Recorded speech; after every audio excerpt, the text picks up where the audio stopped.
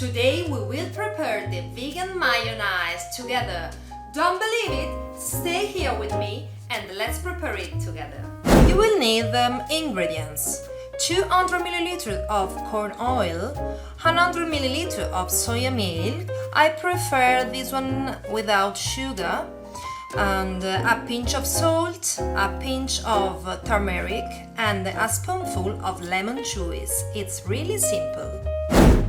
Put in the jug the soya milk, the oil,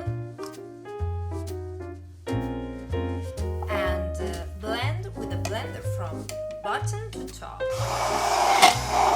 Once you have a nice, almost solid consistency, add the salt, turmeric, and lemon juice. Blend everything. Wow, the result is fantastic! I want to try it. So,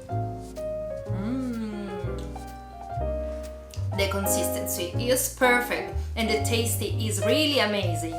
Make your own vegan mayonnaise recipe. Ciao! From Arianna.